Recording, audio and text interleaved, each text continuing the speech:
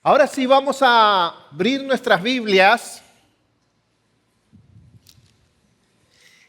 y hoy vamos a compartir la segunda parte del mensaje que le llamamos la clase de pastores que Dios busca en nuestra serie de la epístola a Tito.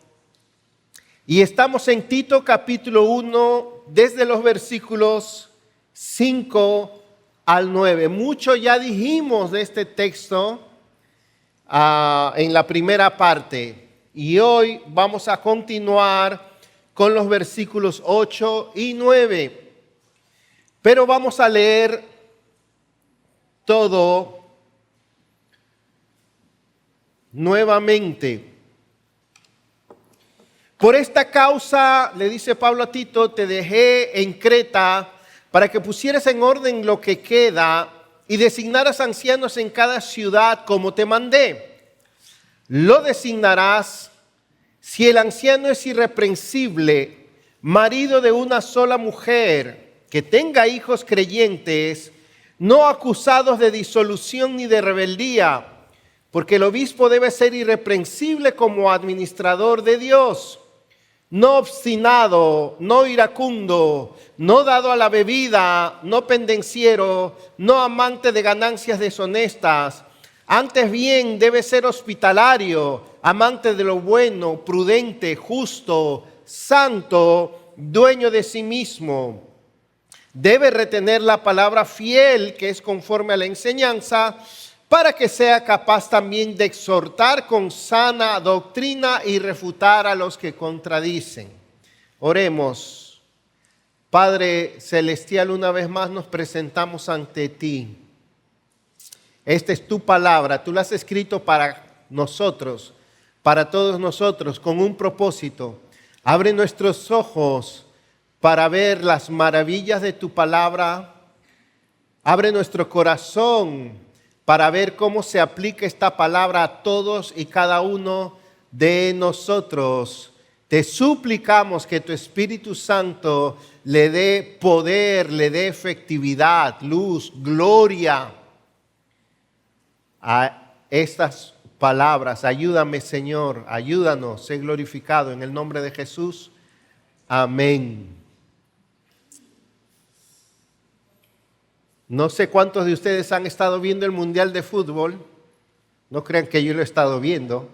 Que hoy a las 4 juega Brasil, eso yo no sé cómo me enteré, pero en los últimos mundiales se ha implementado algo que se llama el VAR, V-A-R. Y hoy en día, cada vez que hay una jugada dudosa, un gol dudoso, una posición adelantada dudosa, un foul o una falta, se detiene el juego y se va y se consulta en una pantalla donde hay 3 observadores y el árbitro va y vuelve a ver la jugada desde todos los ángulos con un montón de cámaras y ahí chequea y evalúa si hubo falta, posición adelantada, si el gol fue legítimo o no. Cantidad de goles se han anulado, también penales se han implementado que no se veía, faltas, tarjetas rojas y demás. Y yo creo que eso es lo que estamos haciendo aquí. En este pasaje estamos yendo al VAR, a la pantalla, a ver si los líderes que conocemos, que están jugando el partido, que están sirviendo, lo están haciendo bien. Este es el pasaje que nos hace ver cómo estamos. Y no solo cómo estamos los pastores, los líderes, cualquiera que sean, y todos nosotros. Y vamos a explicar eso un poco más. Decíamos el domingo antepasado en la primera parte que el propósito de este mensaje es que como iglesia nos preparemos para discernir o encontrar, preparar e invertir en líderes con el carácter de Cristo. encontrar, preparar e invertir en líderes con el carácter de Cristo en una época de crisis de liderazgo, de escasez de líderes por doquier. Y no solo en la iglesia, por doquier. Y yo creo que la crisis del liderazgo empieza en los hogares. Por eso es que por todas partes hay escasez. Y nosotros especialmente en la iglesia estamos buscando líderes no sensacionales, espectaculares, solo parecidos a Cristo. No perfectos, pero que se note que están persiguiendo el ser como Cristo y que tienen las cualidades adecuadas para pastorear la iglesia. Esto es tan importante que lo voy a repetir, porque este no es el modelo del mundo cuando se busca líderes. Nosotros debemos buscar líderes no sensacionales, pero sí parecidos a Cristo. No perfectos, pero que se note que están tratando, persiguiendo el ser como Cristo. Un pequeño repaso de lo que ya hemos visto. En los primeros 5 versículos del capítulo 1, los escogidos de Dios en Creta, en la isla de Creta, han recibido un precioso evangelio que consiste en la verdadera fe, el conocimiento de la verdad, la piedad verdadera y la esperanza de la vida eterna. Debido a este evangelio transformador, es que Tito tiene que poner el orden divino en la iglesia, ordenar lo que falta, que es el propósito de esta carta. Y el primer paso para eso es designar líderes según Dios, con el perfil bíblico. Y aquí es donde yo le hubiera escrito de vuelta a Pablo una carta y le hubiera dicho, ¿en serio, Pablo? ¿Y de dónde quieres que lo saque? Lo pido en Amazon. Tan fácil lo dices. ¿No has oído, Pablo, de la crisis de liderazgo que hay en todo el mundo, especialmente en la iglesia? Porque esa es la gran interrogante de los pastores. ¿De dónde sacamos más pastores? Ese es un misterio para la mayoría de pastores. Me asombra la facilidad con que Pablo se lo dice a Tito, pon ancianos, y la aparente facilidad con que Pablo designaba ancianos en el libro de los Hechos. Y iba a una ciudad, a veces se quedaba 3 semanas, a veces unos meses, a veces un par de años, pero siempre dejaba ancianos establecidos. Y cuando yo veo eso digo, ¿qué? ¿Y cómo lo hacía?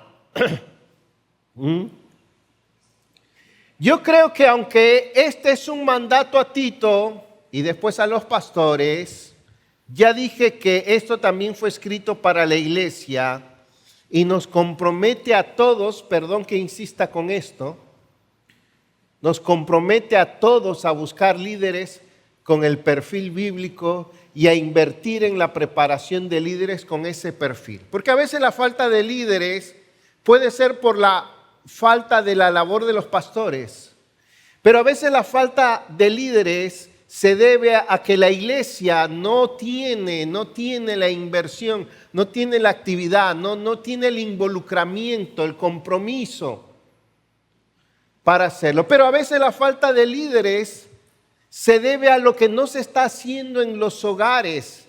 ¿Saben la cantidad de padres, de jóvenes que yo conozco que aman al Señor? Yo he hablado con jóvenes que quieren estudiar la palabra, que dicen, yo quiero prepararme para el ministerio, yo quiero dejar los demás, y sus papás le dicen, no,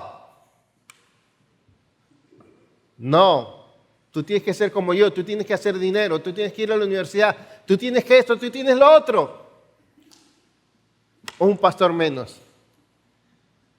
O sea que tiene que ver con todo eso, nos compromete a todos. Ahora bien, algo que ya dijimos es que yo sé que este pasaje solamente enfatiza las cualidades que deben tener los pastores, que sea esto, y que el mandato a Tito es designar líderes que tengan estas características. Ese es el énfasis del pasaje. Los designarás si son así y asá.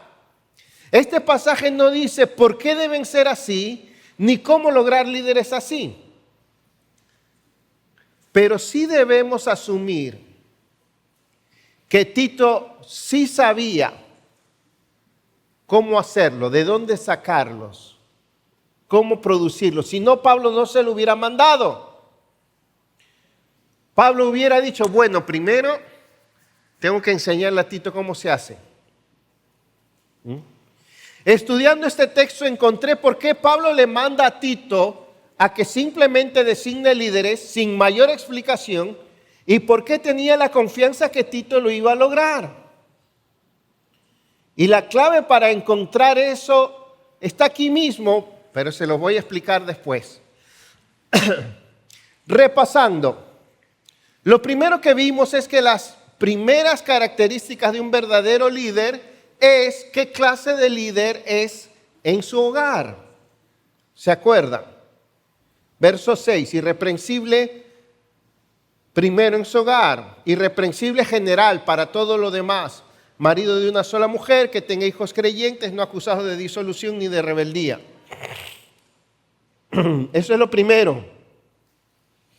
¿Qué clase de esposo es? ¿Cómo gobierna su casa? ¿Cómo el evangelio se refleja en su casa? Pablo le dice a Tito, el que no gobierna bien su casa, ¿cómo podrá gobernar la iglesia? En el mundo, hermanos, no importa cómo eres como esposo, como padre, siempre y cuando seas bueno en tu trabajo. Pero para que una persona sea digna realmente de ser seguida, obedecida, imitada como cristiano, primero tiene que ser ejemplo en su hogar. Un líder tiene que probar su autenticidad en su familia. Por eso siempre dicen, ¿quieres saber cómo es alguien? Pregunta en su casa cómo es. ¿Cómo eres en tu casa? ¿Qué clase de esposo eres? ¿Qué clase de esposa eres? ¿Qué clase de hijo eres? La gente aspira ya no solo en la iglesia, en empresas, en emprendimientos, mucho liderazgo. ¿Y qué clase de personas son en su casa? Ahí es donde está la autenticidad. Lo segundo que vimos son los rasgos negativos del carácter. O sea, las cosas que un líder no puede tener, no puede ser, indiscutiblemente. Ningún creyente que procure crecer en el carácter de Cristo y ser pastor debería tener esto. No puede ser un hombre arrogante, terco o controlador. Eso es un dictador, es un hombre que todo gira alrededor de él, que todo se hace como él quiere. Estamos en el versículo 7. No puede ser iracundo, irascible, de mal genio, que explota fácilmente o que todo le causa enojo, o muere de infarto o la iglesia muere. No puede ser dado a la bebida, adicto a la bebida o que no sabe parar cuando bebe.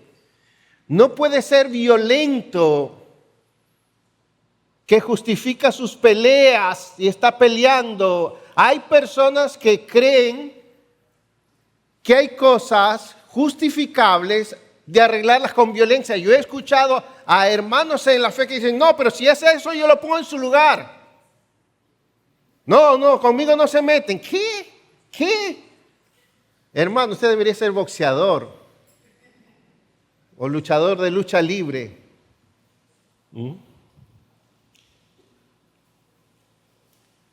tampoco codicioso de ganancias.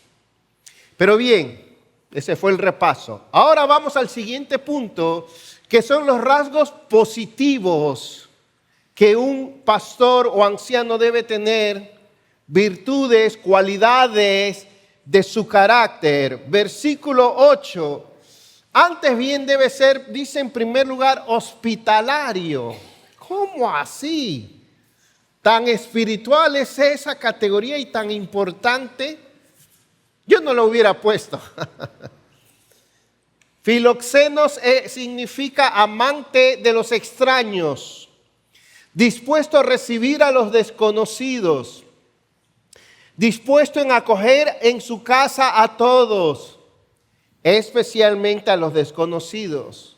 La hospitalidad en tiempos del Nuevo Testamento implicaba tener en tu casa a los que habían perdido sus bienes, estaban siendo perseguidos, eran marginados o no tenían a nadie. Los demás podían decir, bueno, pues, pobrecito. Pero esa es parte de la labor y de la actitud del pastor. Aunque no lo crea, hay personas que sienten aversión hacia los desconocidos, aversión por acercarse o recibir a las personas desconocidas. Hay personas que solo se juntan con sus conocidos. Cuando hay alguien desconocido, cuando hay que es una cosa que... Y dice, no. Tú tienes que amar a los que nadie conoce, a los extraños. Siguiente cualidad, tenemos que avanzar.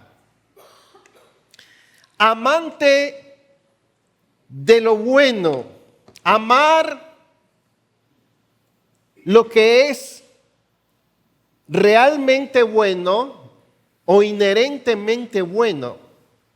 Eso no es tan sencillo como parece. El pastor debe ser una persona que celebra, promueve y apoya toda buena obra, todo lo que es bueno o bondadoso. En esos tiempos existían muchas diversiones, entretenimientos y actividades que promovían la violencia, la crueldad y la maldad con la gente, con los animales, con la sociedad, que promovían el egoísmo, la inmoralidad, la indiferencia hacia los demás y que promovían aún el sufrimiento, y eran cosas culturalmente aceptables, que la gente se reía, las tenía como vamos al Coliseo, ¿qué? No, hoy van a matar a fulano y a fulano, wow. Hoy día no vamos al Coliseo, pero promovemos cosas muy parecidas a esas.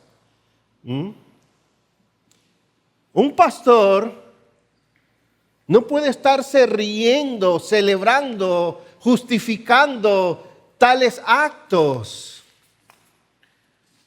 Muchas veces no es fácil distinguir culturalmente entre lo bueno y lo malo. Yo recuerdo en lo que es una luchadora de boxing, full contact, no sé, de esas que casi sin guantes se agarran a golpes y todo es válido. Y como era cristiana y nadie esperaba que ganara, y era humilde en un sentido de una actitud humilde, ganó. ¿Y cuántos pastores escribieron celebrando que a golpes la cristiana ganó a la no cristiana? ¡Wow! ¿Qué más dice? Tenemos que avanzar. Prudente. Ser sobrio, prudente y moderado. Antes de tomar una decisión, antes de emitir un juicio, hay que ser muy sobrio, prudente y moderado. Los pastores se enfrentan cientos de situaciones, conflictos, decisiones, gastos, maneras de proceder. Y por eso el pastor no puede ser alguien irreflexivo, imprudente, acelerado, impulsivo ni ligero. Muchas cosas son decisiones importantes, se tiene que frenar, pensar, consultar, orar, darle la vuelta, volver a hablarlo, volver a orar. En la iglesia todo es importante y muchas cosas pueden tener implicaciones. Todas las semanas nos reunimos, el pastor Jeremías y yo, y hablamos de muchísimas cosas y de las consejerías y de todo lo demás. Y cuando veo estas cualificaciones,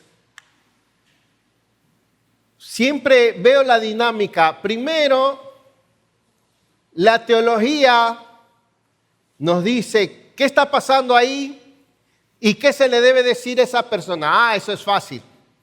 Y los más teólogos saltan de una vez. Mira, esto es así. Pum, pum, pum, pum. A mí me encanta eso, sacarlo rápido. Pero después de eso, la gran pregunta que nos hacemos es ¿cómo proceder?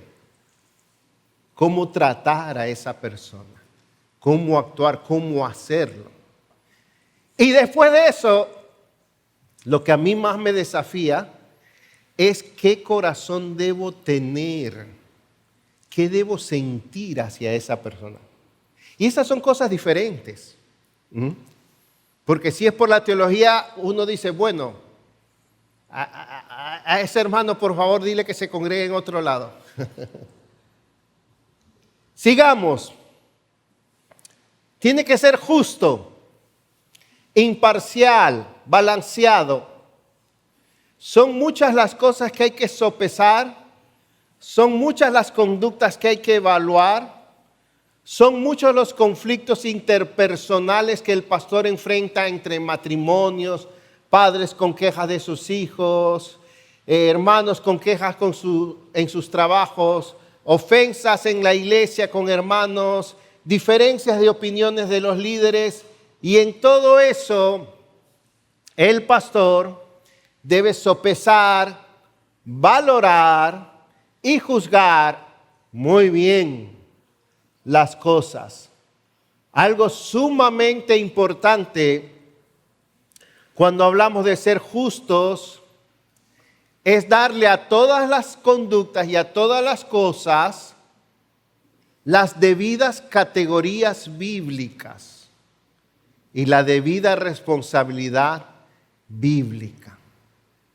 Usted sabe a cuántas personas usted escucha diciendo, ay, eso está mal, ay, eso es injusto. Espérate, ¿qué dice la Biblia? ¿Cómo calificas tú eso bíblicamente? Y el pastor, por agradar a la gente o ser complaciente o ser ligero, pudiera apoyar lo malo, pudiera apoyar a la gente en vez de ponerse de parte de Dios. ¿Cuántos saben que a veces hay que decirle a la gente lo que no le gusta y lo que no quiere oír? Pero es lo que Dios dice. Santo es lo siguiente, piadoso es lo contrario, impío, mundano o inmoral. Hace lo que es agradable a Dios. No perfecto, pero mayormente. Y dueño de sí mismo. Dominio propio. Autocontrol. El líder de la iglesia no puede ser desmedido, precipitado o débil, sea con el dinero, con el uso de su tiempo, con el descanso, con el consumo o el gasto, con el entretenimiento. Hay personas que luchan con eso. No pueden controlar su tiempo, no pueden controlar su puntualidad, no pueden controlar su tiempo de entretenimiento, no pueden controlar su manera de gastar. Y ahí, tarjeta y tarjeta, comprando. Pero aquí dice, dueño de sí mismo, o sea que no está controlado por otra cosa. Entonces, estas son cualidades positivas, amados hermanos, que el líder debe tener. Y sigue hablando de su carácter. Todos deberíamos procurar eso. Ahora, vamos al siguiente. Como dicen los grandes filósofos, último, pero no por eso menos importante. Y ahora veamos sus cualidades doctrinales, su competencia en la palabra de Dios como líder y como pastor. Versículo 9. Lo primero que dice del líder de la iglesia, retenedor de la palabra fiel, que es conforme a la enseñanza. O como dicen otras versiones, tal y como ha sido enseñado. Oh, hermanos, eso es más profundo de lo que parece. Retenedor es el que se adhiere y sostiene en su vida firmemente la palabra de Dios. Está hablando de ser devoto. La palabra retenedor se usa en Mateo 6:24. Ninguno puede servir a dos señores porque amará a uno. Ahí está. Y aborrecerá al otro. Amará, preferirá. Será devoto a uno y no al otro. No habla del que retiene en la memoria enseñanza, sino del que sostiene con compromiso y devoción la palabra de Dios. La sostiene, su conocimiento de la palabra, siempre firme, la sostiene en contra de todo, la sostiene a pesar de que otros no lo hagan, la sostiene en medio de todo lo que le quiera impedir ser fiel a la palabra. Fidelidad a la palabra. Su compromiso no está ni con otros pastores, ni con otras corrientes, con ninguna doctrina o denominación, ni con la iglesia. Su compromiso está con la palabra. Sola Escritura. Por encima de todo. Y eso va a ser probado. Yo a veces oigo pastores que me gusta escuchar, a autoridades, grandes teólogos, pero hay ciertas cosas que yo tengo que parar y decir, no, espérate. Eso yo no lo veo en la Biblia. No importa quién lo diga. Ahora, miren hermanos, lo que dice ahí. Para ser retenedor de la palabra, hay que ser celosos en nuestra devoción y amor a la palabra. Debemos amar la palabra profunda y comprometidamente de la misma manera que amamos a Dios. Porque para nosotros la palabra de Dios es una extensión de Dios, de la revelación de Dios, de la autoridad de Dios, de la voluntad de Dios, de la bondad de Dios. Y digo esto porque la falta de estudio de la palabra se debe muchas veces a la falta de devoción a la palabra, a la falta de amor a la palabra. No vemos a Dios ahí.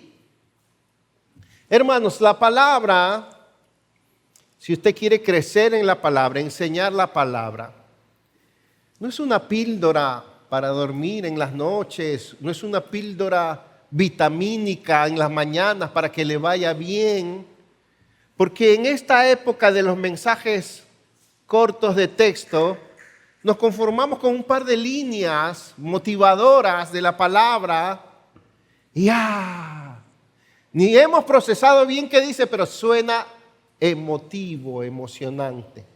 y ya. No es así, hermanos. ¿Cómo está su amor por la palabra? Eso es primero. También, para ser fiel y devoto a la palabra, hay que ser diligente en el estudio de la palabra. Hay que estudiar, hay que ser un gran estudiante de la palabra para ser pastor. La palabra de Dios no es un libro pequeño. Todo el consejo de Dios es muy grande. La palabra es un libro grande en contenido, abundante en temas, variado, pleno y profundo en doctrinas, profundo en verdades, inagotable en la forma de entenderlo. Y si es así la palabra de Dios, ¿qué clase de devoción, aprecio, rigurosidad y dedicación requiere un libro así como este? Es un océano. Hay personas que se han pasado 40 años estudiando los escarabajos, 40 años estudiando las algas del Caribe que crecen en los corales y no sé qué y no sé cuánto. 40 años. O estudiando los océanos. ¿Cuánta dedicación usted cree que requiere conocer, entender la palabra de Dios? Es su prioridad. El pastor es un estudiante serio de la palabra. Es un estudiante permanente, laborioso, incansable, curioso, sobrio, exigente de la palabra. No se puede tratar la palabra de Dios de otra forma. Pero cuántas distracciones tienen los pastores hoy en día. Y todos los cristianos. ¿Verdad que sí? Cuántas ocupaciones. Cuántas otras prioridades se tiene. Cuántas cosas más inteligentes, más atractivas. ¿Para qué voy a quemarme las pestañas escudriñando la palabra si ChatGPT lo puede hacer por mí? Pero ChatGPT no es el Espíritu Santo, ni es Dios, ni tiene el Espíritu Santo. Dios te habla en su palabra, no en internet, no a través de otro medio necesariamente, aunque eso te puede dar cierta instrucción. Pero miren algo más aquí, hermanos, y es que dice que es conforme a la enseñanza o, como dicen otras versiones, retenedor de la palabra fiel, tal como fue enseñada. Para ser fiel, para ser devoto, hay que ser enseñable. Alguien nos tiene que enseñar. Hay que ser un buen alumno antes de ser un buen maestro. Hay que ser un alumno fiel. Hay que haber pasado, uno tiene que haber pasado mucho tiempo aprendiendo de otros. Ninguno de nosotros somos inventores, compositores, creadores de las enseñanzas de la Biblia. Todos aprendemos de otros. Recibimos de otros que han sido fieles también. El que se cree más inteligente que los demás, el que solo aprende de sí mismo, el que nació sabiendo, el que cree que su propia opinión está por encima de la palabra y de todos los demás, no es enseñable. Esto es sencillo, hermano. Para ser fiel a la palabra, perdón que es una especie de repetición, hay que ser enseñable, hay que buscar aprender, querer aprender siempre, siempre y querer ser fiel. Ya. Yo no sé por qué algunos se complican tanto. Ahora bien, esa es la parte de cómo ser un buen retenedor de la palabra fiel. Pero después habla dos propósitos. Primero, para que sea capaz de enseñar con sana doctrina. Pablo le dice a Timoteo en los requisitos a los pastores que sea apto o capaz de enseñar. Ahora bien, ahí capaz no se refiere tanto a la elocuencia, a las cualidades, sino que sea capaz de enseñar la doctrina fiel o sana. O sea, lo importante aún al enseñar no es cuán hábil o elocuente eres, sino cuán fiel eres a la palabra, a la doctrina de los apóstoles, a la sana doctrina. ¿Cuánto te interesa la sana doctrina? Y eso no es fácil en esta época de tanta información, de tantas novedades, de tantos conocimientos atractivos. Hermanos, conformarse, aún como pastores lo digo, con simplemente ser un predicador fiel de la palabra, en vez de espectacular, relevante o como le quiera llamar, no es fácil en esta época. Lo dejo eso ahí. Y segundo uso, para corregir, para refutar a los que contradicen la sana doctrina. Y qué bueno que ahí no dice para convencer. No. Cuando Pablo le dice a Timoteo que con mansedumbre corrija a los que se oponen, dice, por si quizás Dios les concede que se arrepientan. Pero sí el pastor debe estar dispuesto a refutar y corregir lo que está en contra de la sana doctrina. Mientras voy, le dice Pablo a Timoteo, ocúpate de la lectura, la exhortación y la enseñanza, 1 Timoteo 4:12. Ten cuidado de ti mismo y de la doctrina, ya eso está en el verso 16. Ten cuidado de ti mismo y ten cuidado de la doctrina, porque haciendo esto te salvarás a ti mismo y a los que te oyeren. Pero persiste tú en lo que has aprendido, 2 Timoteo 3:15, sabiendo de quién has aprendido. Retén la forma de las sanas palabras o de la sana doctrina o de la sana enseñanza que de mí oíste. También le dice Pablo. No sé cuánto repetir que cuando se trata del líder enseñar la palabra de Dios o el pastor, la palabra clave es ser fiel. Y eso se aprende, eso es una habilidad. Ahora bien, a modo de conclusión, ¿cómo conseguir estos líderes? ¿Cómo lograrlo? ¿De dónde van a salir? Pablo le dice, así deben ser. Ya. Y ahora, ¿quién podrá ayudarnos? ¿Cómo revertir la crisis del liderazgo? Bueno, para lograr este tipo de líderes, tenemos que analizar más a fondo las cualidades que aquí se menciona que debe tener un pastor. Una de las cosas que dijimos la vez pasada es que hay cualidades que se cultivan de manera diferente, porque algunas pertenecen a la vida y a la conducta cristiana, otras pertenecen al crecimiento espiritual y al carácter, y otras son habilidades que hay que aprender o desarrollar. ¿Ok? Otra cosa que dijimos importante es que cuando usted lee estas cualidades, hay algunas que son más básicas que otras, más elementales en la vida cristiana que otras. ¿Ok? Eso hay que decirlo. Por ejemplo, es más importante vivir una vida cristiana saludable que saber predicar, aunque todos son requisitos. Eso es muy importante y lo estoy volviendo a enfatizar.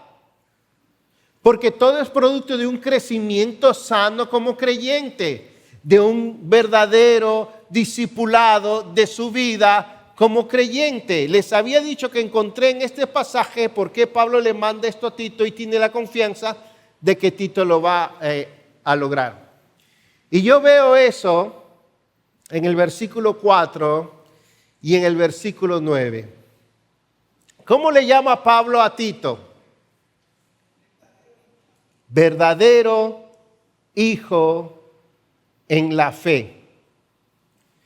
Tito había sido enseñado, mentoreado, discipulado, entrenado de cerca por Pablo, y por eso Tito lo único que iba a hacer es replicar o hacer con otros lo que habían hecho con él. Y eso es lo que dice 2 Timoteo 2:2. Lo que has oído de mí ante muchos testigos, esto encarga a hombres fieles que también sean capaces o idóneos de enseñar a otros. Tan simple. Sí, el versículo 9 dice que ese líder ha sido previamente enseñado. 2 Timoteo 3:10, Pablo le dice a Timoteo: pero tú has seguido mi doctrina, mi conducta, mi propósito, mi fe, mi paciencia, mi amor, mi perseverancia, mis persecuciones y mis sufrimientos. ¿Qué le está diciendo? Tú aprendiste de mí, tú aprendiste de otro, tú ya sabes cómo es. Tú ya sabes cómo se hace un líder. Yo lo hice contigo y ahora tú lo puedes hacer con otros. Tienen que haber hermanos mayores en la fe, líderes más maduros, dispuestos a profundamente discipular e invertir en otros hombres. Y tienen que haber hombres comprometidos y dispuestos a ser discipulados profundamente para crecer en todas estas áreas. Y alguna de estas áreas se trata, como ya dije, de crecer en preparación, en habilidad. Pero otras áreas se trata de crecer en carácter, y otras áreas se trata de crecer en la vida cristiana auténtica. No es lo mismo enseñarle a alguien a predicar que enseñarle a alguien cómo tratar con su problema de ira. Pero todo eso se llama ser discipulado. 4 aplicaciones y termino. Primero, la vida cristiana genuina y saludable es primero que el servicio. ¿Ok? Primero no es hacer, algunos lo dicen de esta manera. Primero es ser. ¿Cómo tú vives con el Señor? ¿Cómo es tu vida con el Señor? ¿Cómo es tu relación personal con el Señor? ¿Cuánto conoces al Señor? ¿Cuánto amas al Señor? ¿Cuánto obedeces al Señor? Esa es la primera razón de la escasez de líderes, puede ser. La vida cristiana genuina y saludable es primero que el servicio. Si uno no aprende eso. Segundo, tu primer ministerio es tu familia. Tu prioridad es cuidar de tu familia, tener un matrimonio sano, hijos en sujeción y en el Evangelio. Y eso requiere dedicación de ti. Si cuidas tu servicio en la iglesia más de lo que cuidas a tu esposa o a tus hijos, árbol que crece torcido, ¿cómo dice? Se lo lleva la corriente o algo así. ¿Ve? Tercero, el carácter precede a los dones y las habilidades. El carácter es la base de lo que vas a hacer, de cómo vas a actuar, de cómo vas a resistir. Hay debilidades de carácter y concupiscencias del corazón. Óyeme, que no requieren una caricia, requieren un soplete de acetileno. ¿Quién sabe lo que es eso? Sí, porque hay cosas en el corazón de uno que para que Dios las consuma, requieren discipulado profundo, ciertas cosas en nuestra vida, confrontación profunda, dedicación profunda, supervisión abundante. ¿Cuántas iglesias hacen retiros, conferencias e invierten orientación que trate con la arrogancia, con la prepotencia, con la ira, con los vicios, con la codicia por el dinero? ¿Dónde usted ve eso? Entonces, ¿cómo lograr líderes si no nos metemos a tratar con esas cosas? ¿Hace cuánto que usted no se junta con un hermano y le dice, ok, dime cómo soy yo? ¿Estás seguro? Ok, dime, ¿qué problemas ves en mí?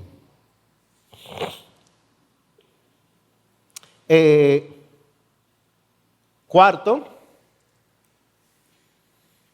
el liderazgo con carácter irreprensible. Se los voy a decir, no se los quiero decir, se los digo. Empieza en el hogar.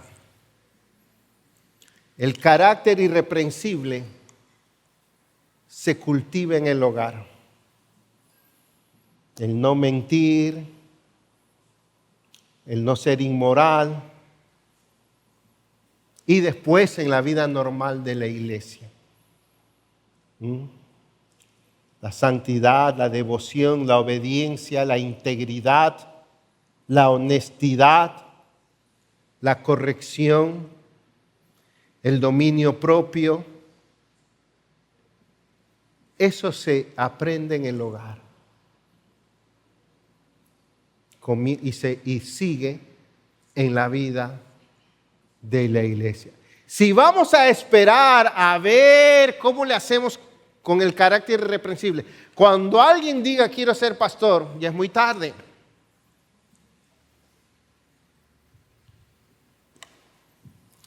Quinto, la madurez emocional, la estabilidad emocional, el amor y la humildad para tratar a los demás, se aprende sirviendo con amor a la iglesia. No se aprende en ningún seminario teológico.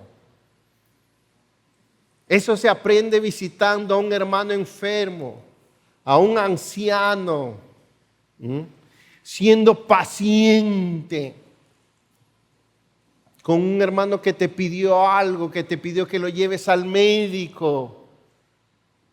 Si tú solo vas a servir en cosas que te hacen feliz y que te son cómodas, ¿cómo vas a desarrollarte en amor, en paciencia, en humildad? Jamás. Pero cuando te piden algo que nadie quiere hacer, que te cuesta hacer, que te va a sacar de tu comodidad, ahí es que se adquiere esa madurez emocional, espiritual. Cuando te acercas cuando aceptas los cargos más humildes, como limpiar los baños.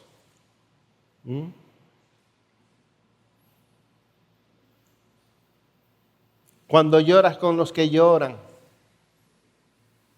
Eso no lo puedes aprender en ninguna clase, en ningún aula. Una cosa es querer usar tus talentos.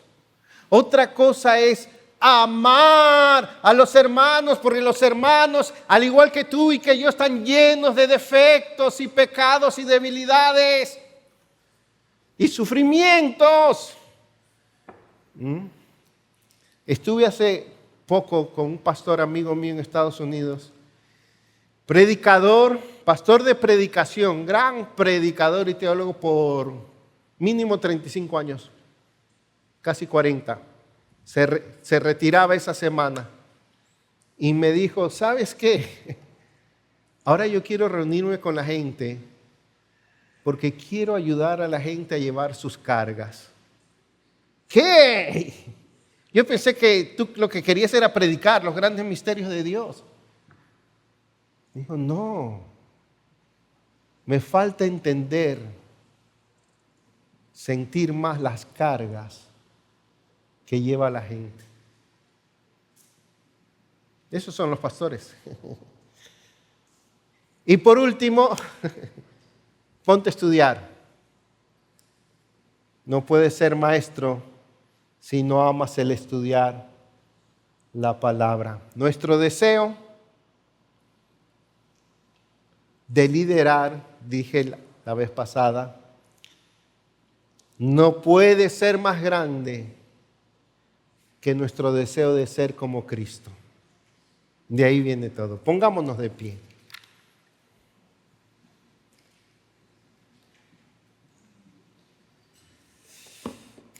Si todavía hay alguien que dirá, bueno, esto es para los pastores. Si eres algún tipo de líder, empezando por ser hombre, creo que también es para ti. Creo que también es para aquel que ejerce cualquier otro tipo de liderazgo en el colegio, en cualquier otro contexto también. Y quizás nunca llegues a ser pastor, y yo he conocido hermanos que no son pastores ni van a ser, pero su carácter es mejor que el de los pastores. Reflejan a Cristo tan hermosamente que son de igual bendición en sus iglesias. Serviciales, amorosos, fieles a la palabra. No sienten que han sido llamados a ser pastores, pero Cristo brilla en sus vidas. Y a eso sí, hay hermanas, nosotros no apoyamos el pastorado femenino, pero que su carácter semejante al de Cristo brilla, que da gusto escucharlas, da gusto verlas servir, son de inspiración. Así que también para ti es esto. Gracias, Señor. Gracias, Padre. Queremos ver a Cristo en este pasaje, su carácter, su santidad y su corazón. Y por eso queremos anhelar esto. Ayúdanos cuando hablamos de servicio o liderazgo a no ser superficiales.